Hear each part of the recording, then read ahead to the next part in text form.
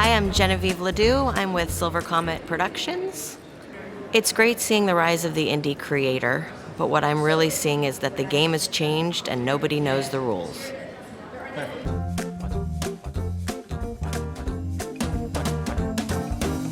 Hello and welcome to another episode of the Kids Media Club podcast, live and in person. The three of us are together, which doesn't happen very often. She's real! Amazing. She's real!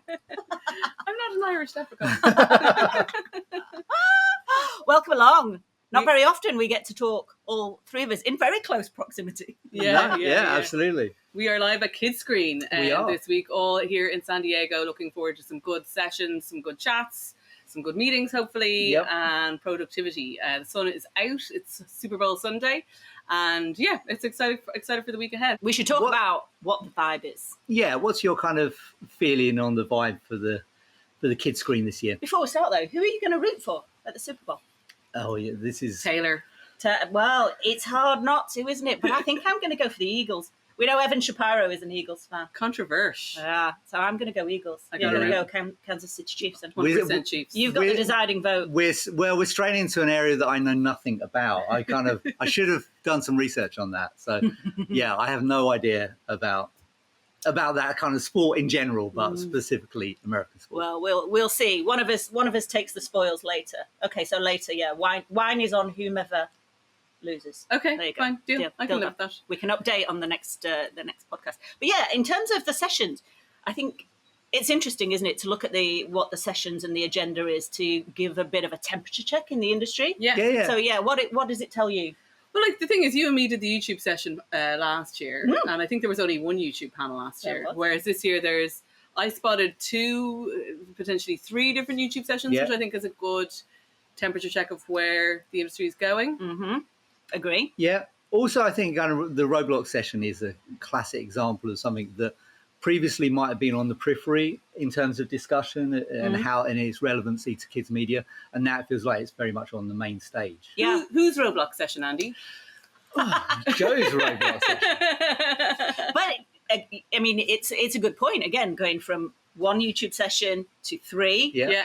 Roblox session. It's now leveling up on Roblox. Yeah. Even the title tells you how much Roblox has had an impact, in the sense that it's not just activating on there. This is leveling up. So we're moving a little bit deeper into that acknowledgement that it's a platform where there's a whole bunch of users hanging out for a huge amount of time.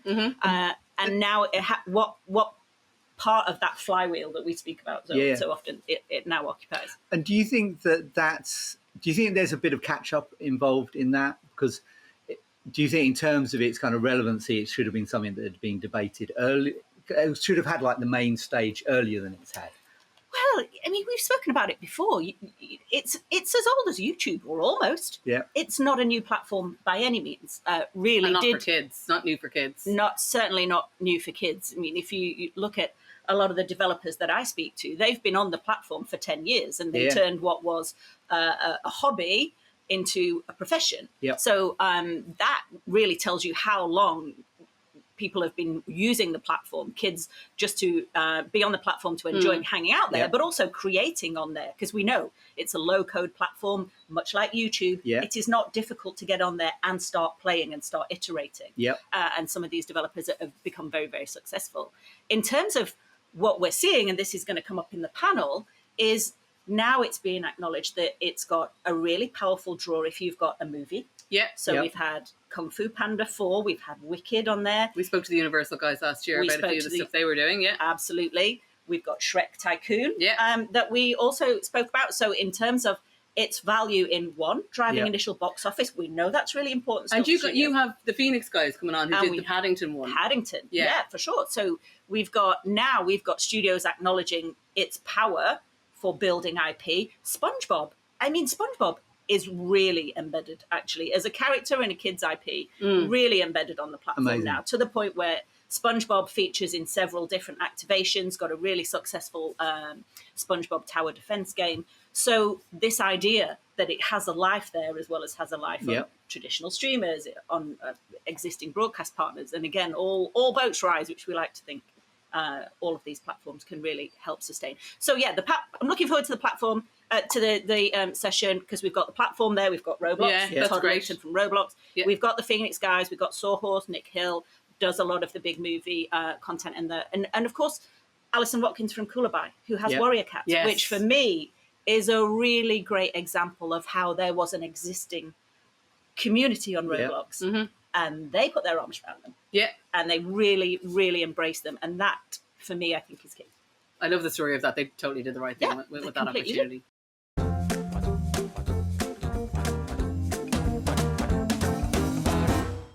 I'm here with Patrick Wilkins. Patrick, what's your takeaway from Kidscreen? No, I mean, Kidscreen is amazing. It's a little bit smaller than last year, and obviously everybody is moving into and talking about new ways of distributing their content. YouTube is pretty strong. Roblox, obviously, Joe, is pretty strong. So yeah, it's exciting to be part of it. And obviously, since we're already on YouTube for a couple of years, we hope to take some business home. I'm John Rennie. I'm Managing Director of Cloth Cats. We're based in Cardiff in Wales.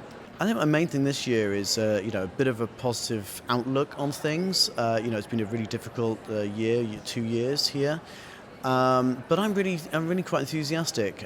We are focused on animation and games. We're seeing a lot more growth in the game side of the business, and we are making games and animation for the family audience. Kids want to find content on all platforms. We're part of that and tell stories and listen to stories in their own way. And I think games have always been seen as a bit of a marketing tool for animation series. What we're finding now is we can actually launch things in games, create stories, create puzzles, create fandom, and create worlds that kids want to get involved in, and then tell stories within those. For us, we are seeing a real sort of commercial crossover now, and something that's a bit more. With broadcasters, they want to find their audiences where they are, not just bring people in. I'm Tom Box, co-founder of Blue Zoo Animation. I think my biggest takeaway from Kidscreen is the fact that the industry's been through a lot, and now that's kind of settling down, so now there's an air of confidence and positivity around where things are going. So it feels like we're in a much better place than last year, and I think that's a really much better and positive place to be. So hopefully we're in a better place than before, and we're on the up. Yeah, hi there. I'm Adam Redfern, showrunner and writer of Kids Animation. I think there's still a healthy energy for an appetite for content here.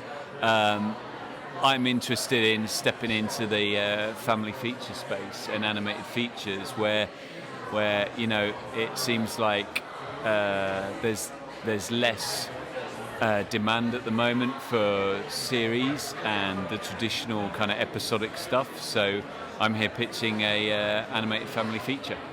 My name is Gavin Alexander. I'm head of business development at Long Division, which is part of the Vapor Music Group, full service audio house based in both Toronto and Vancouver. My takeaway from Kidscreen so far is disruption and pivot.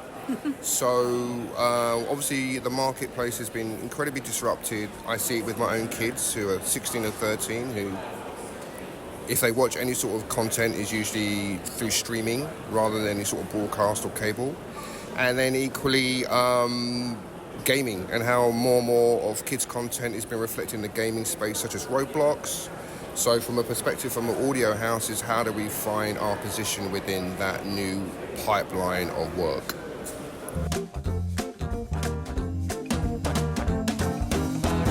So tell us a little bit about your panel. Yes, how to win in the new streaming normal, or which is, obviously there's not a straightforward way to win anything in the media industry, but I'm going to be giving a few insights around from my Netflix report. There's going to be a free downloadable for everyone in the audience who comes to the session, and I'm speaking to folks who have seen success on the platforms from an engagement point of view.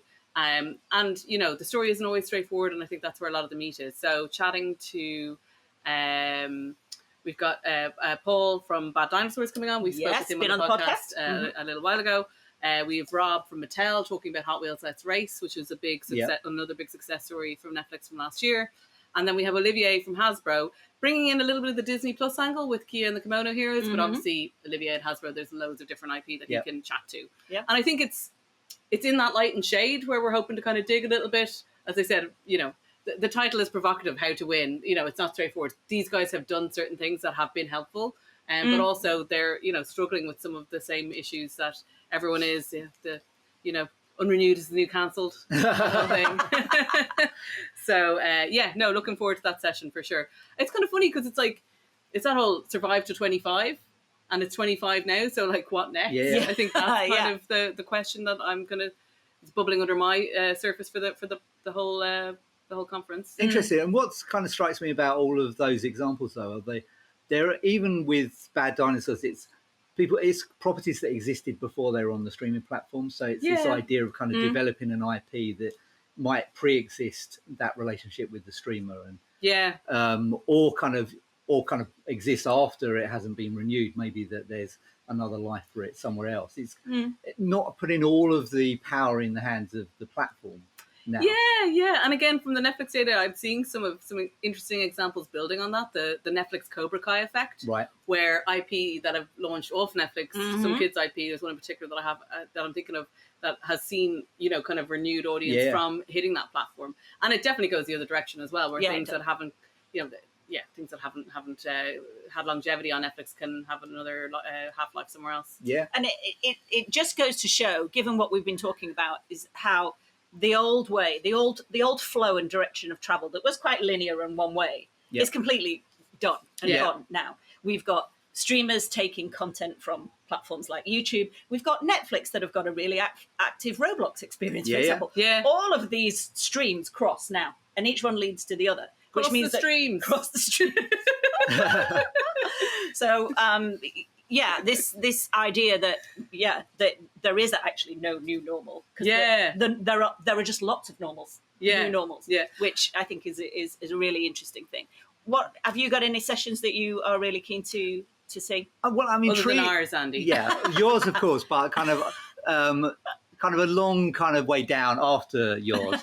There's one that I'm kind of intrigued by, which is the one on feature films and kind of pivoting to features, because that's an example of something that I think 3 years ago the received wisdom was that forget about features, and that isn't something to kind of bet on, and that's very much shifted. I think. Don't make me get on my Netflix data again, but I have some receipts to back that up. Right. Yeah. So that's, I actually hadn't seen that one. I must put that one on my. List. And I think it's partly because there's evidence to support that it works even in relationship with the streamer. But there's also the aspect where it's hard to get funding for a series now. And so there feels like there's more of a tried and tested route to funding if you're looking to do a feature. So I think that's one of the reasons why it features as one of the sessions here. I think there's an appetite for people to learn a bit more about how that might work. It just, to wrap up, it feels like now what we're in is at the stage where if the existing route to getting your stuff made doesn't work, whereas people, it used to be, okay, well, we can't make it then. Now we've got all of these different alternative routes. We've got going the feature side. We've got looking at maybe trying to build, that was your opening gambit from the YouTube session last year, is they want proven audience. Doesn't need to be an established idea. Go and prove yourself. Well, actually, you can prove yourself now in a number of ways. So again, all of these different viable routes to making kids content now exist, but it's how do you do it? How do you do it within your budget? How do you do it within your scope? This perhaps underpins everything that we're talking about, and we will be talking about in the next few days. I've got an exciting story about that. It comes from the UK drinks last night. Okay. You heard it here first. We've got the tea. It involves a few former guests from the show. Right. Our friend Keith Chapman was at the drinks. He was all excited because he had brought a very special guest that's part of one of his new IPs, Christina Perry. Wow. So my millennial mom energy, my Twilight fan energy was high. And he got Chris. So they're looking to launch an IP, a music based IP, and Christina was there. She's had some great success with redoing some of the nursery rhymes on Spotify. Yeah. And so she's involved, and she got up and sang a song from the new IP, and love it. She sang her really well known Twilight song. Myself and Kat Carr lost our minds. We lost our minds. Kat Carr, who's like TikTok specialist from Think Jam, And so we might have mobbed Keith and Christina after the session to talk about content distribution. Maybe a little bit too hard, but I think it's a really great, Keith, like, obviously, Keith comes with that huge background of Paw Patrol and the stuff that he's built, but, finding new ways to do it, finding new ways to make it work. And again, that kind of established, pulling on it the thread of something proven, So yeah, that was what went down at the UK drinks last night. You guys missed out. It was like very, very special and unique. We missed out on seeing you escorted out. Something like that, yeah. Amazing. Well, thank you for joining us. And what we will do is we'll, of course, update post Kidscreen. Yeah. Yes. We're going to have maybe a few more reactions to the sessions. And yeah, we're here all week. So we're here all week. Absolutely. Play the bonds, Andy. Great. Thanks very much for listening, and subscribe and like, and we'll see you soon.